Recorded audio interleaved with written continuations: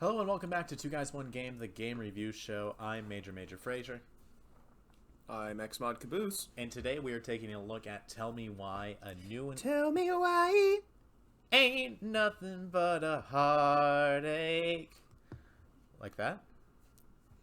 Like that, yeah. Oh, It is a little bit of a heartache, this one. this one's a big heartache, and that's because it's from DONTNOD Entertainment, and that is the same studio that brought us Life is Strange. So these folks really good at heartache, and that holds Yeah. true in Tell Me Why. Just a heads up, this review is going to contain some spoilers from Chapter 1, but we didn't play after Chapter 1, so we won't spoil anything later than that, we promise. The game and its first 3 chapters are available on Game Pass, and by first I mean all of it. I think there's only going to be 3 chapters to this one, so go play it in its entirety. There's an epilogue and everything up. Oh, is there an epilogue? Oh, like in Chapter 3? Maybe. Yeah, I don't know. There's 3 chapters and an elusive epilogue. If you can unlock all the achievements, maybe you can find it too. Mystery. Tell Me Why centers on the story of a pair of twin siblings, Allison and Tyler, as they try to sort out the mystery of what happened the night their mother died. Except it's not too much of a mystery, as in the first couple of seconds, you are told that one of the children, Tyler, stabbed their mom because she was trying to kill him. Tyler is a transgendered man. At the time of the attack, Tyler believed his mom was trying to kill him because of his gender identity. Tyler claims to have stabbed his mother in self-defense at the age of 11. The game picks up 10 years after that night. Allison is getting ready to go see Tyler, her brother, for the very first time since that night at a place called Fireweed, which is hysterical. Every time they said Fireweed, I laughed to myself. Simultaneously, Tyler is getting ready to leave a place that has been presented as this safe home for him for the last decade. But now, as the twins turn 21, they start to pick up their lives together, and they try to sell this childhood home where their mother died. In going through this house, the narrative that they had built up around that night and the whole incident shatters as they discover something that sows seeds of doubt as to their mother's motivations. They find a book in her bedroom on how to supportively raise a transgender child, something that wouldn't have been readily available in 2005. So for the mother to have it shows that maybe she cared a little more than they thought. And a mystery begins to unwind as the twins discover the supernatural power of communication that they had as kids is ever present, because this is a Don't Nod game, and it wouldn't be as entertaining if there was supernatural stuff and ghosties. And there are ghosties. There are spooky ghosties in this one. Look at this guy. It was right at the end, too, and it got me so hard. Yeah, it got you hard, huh? Yep. It got me... Yes, but like emotionally hard. Like emotional yeah, yeah. It got you hard. Yeah. It didn't get you hard. Absolutely. Yeah. Something to note. This game had no supernatural stuff outside of their like little shining power. Until you see a little ghost at the very end of it, which is just a testament to the people at Don't Nod as their ability to tell stories. It definitely is the reason I'm interested in playing Chapter 2 more than really anything else, is I want to know what's up with that guy. Yeah. But I guess we should kind of get into it.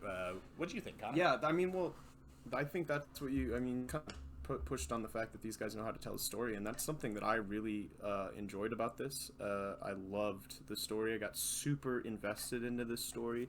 There were so many little things and little tidbits and Easter eggs that like I feel like I even missed a bunch just playing through it the first time. That makes me want to go back through. There's replayability for you to like look at different things and go down different paths, and I understand that in the next chapters there's apparently consequences for your like what you did in the first chapter, which I think is pretty cool as well. And I think it encourages there to be a different game and adds that little different of like complexity that I think you and I kind of talked about before this, where we were like, what did you do, what did I do, I mean, we ended up doing a lot of the same things, but it sparked a little bit of a debate. When you play these games again a second time, do you choose different things? I go in with the intention of choosing different things, but I don't usually. I think that is kind of a testament to the story, right? Because you you know what the answer like. I think a lot of us have a general idea of what the answer should be in these situations. So just on the point of replayability, it's really hard for me to pick a different option than the one I originally picked. Yeah. I do feel that, but I think it's open for you to do it. There were some parts I would want to go back and do. Mainly the one that comes to mind for me is the memory in the market. You get to choose 2 different memories in the market, and I'd like to see the different outcome if you chose the other one. Choose like which one do you trust more, the sister or the brother, and it's this very interesting divisive point in the story. Is you are like, as the person watching this story, are now taking sides early on.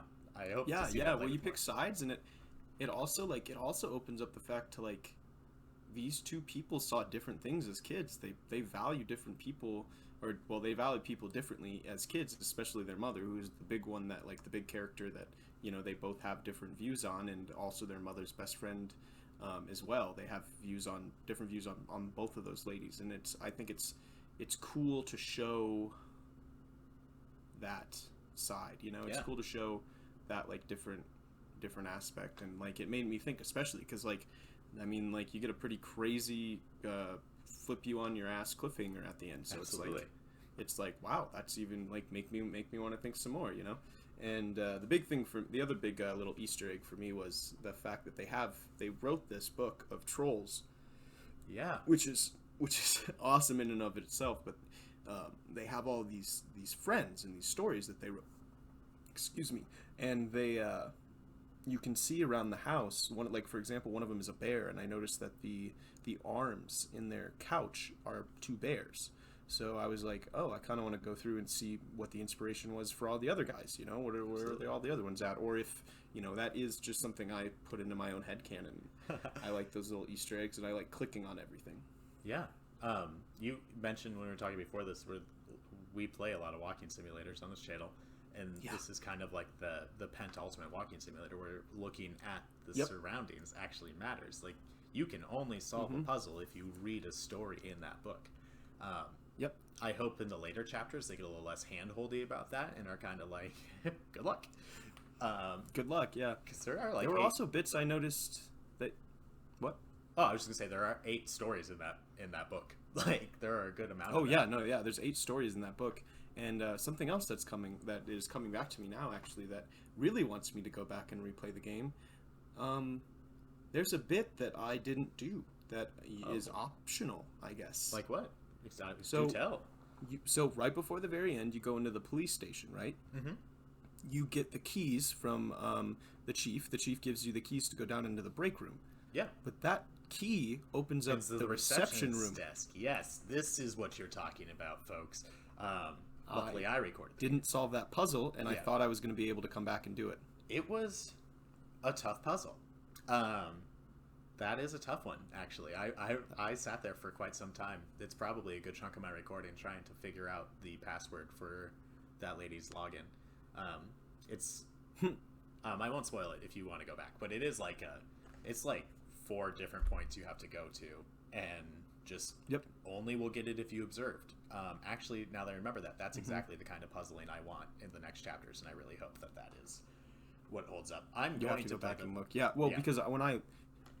Go ahead. Yeah, when I saw that thing, and I saw like you go and you look at all the desks, and then the whole thing is you have to figure out one of the cops' password, right? You figure out pretty quickly which cop it is, but I like that they even threw in red herrings for you to go and look at every single desk, and like encourage you to be like, oh, maybe this person has their password just written somewhere, you know, kind of thing. So I thought that was cool. I gave up on Denise Williams, the police officer I was hacking, several times to try to find, because I thought it was just coincidence that all these clues were here. But I figured it out. We're good. I fully intend on playing chapters 2 and 3. I don't. You? Yes. Mm-hmm. Yeah. Fully do. They're very good at telling stories. So when I get into the things I want to talk about most in this game, please understand that I'm being incredibly nitpicky. Because DONTNOD is basically creating a 3rd installment of a game that they've already made, right? Like, this is just recycling a lot of old devices and mechanics for a new game, which in this genre works just fine for me. but things have got to be constantly improved upon. It's kind of why I stopped playing the Madden games, right? Because Madden Madden X is the same as Madden X, as long as you're within X, 5 years.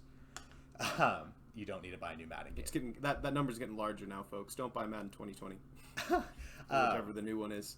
So when I look at this game, I'm holding it to a high standard, and unfortunately it kind of falls on its face in a couple of key theatrical points. This is a very theatrical style walking simulator. It's kind of like a movie game.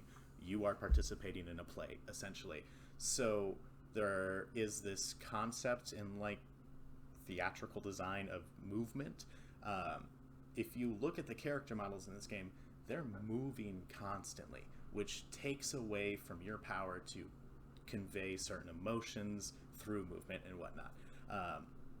Connor and I kind of have a theatrical background. We're art school dropouts, folks. I just threw away all my trophies and plaques. That would hurt a lot. We gotta talk about that because you saying easy. That. Wow. All right. Well, maybe I'm not ready to let go of things.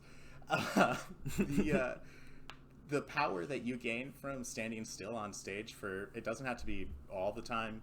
When you are presenting, when you're performing, you gain a lot of power from being in control of your movements. And it looks like everybody in this game is on the verge of a severe anxiety attack because they're just constantly rocking, they're constantly moving, more than any human would if they were sitting at their desk. I say this as I'm flailing my arms around presenting to you my microphone.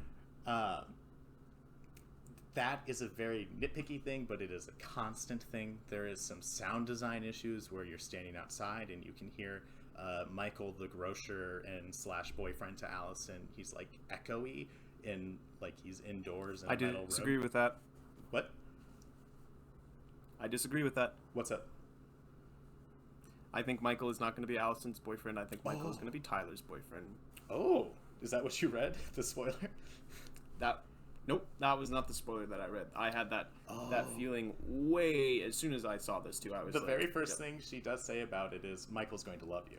So, yep. Well, he talks about how he already knows him, and then there's another thing too in the very, very beginning, how she opens up her desk and you can see a picture of her and her boyfriend at prom, and she talks about how desperately single she is. So, well, I guess we'll have to find out in chapter 2.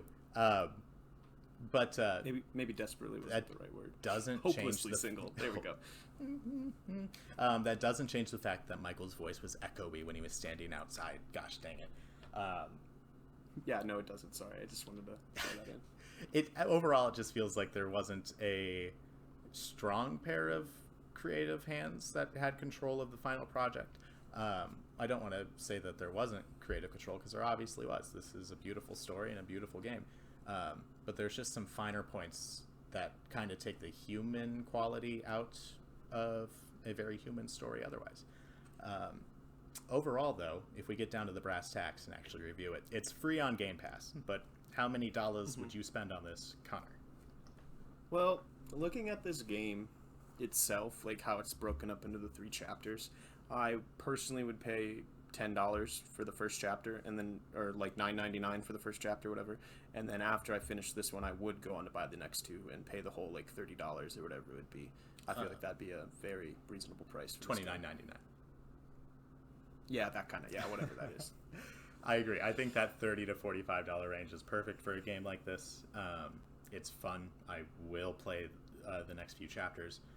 Just hope that DONTNOD doesn't let this become a trend of kind of letting certain things kind of slack, because it was very apparent for me throughout the entire story. So I easily would buy and play this game in its entirety for $30 to $45. I agree with you there.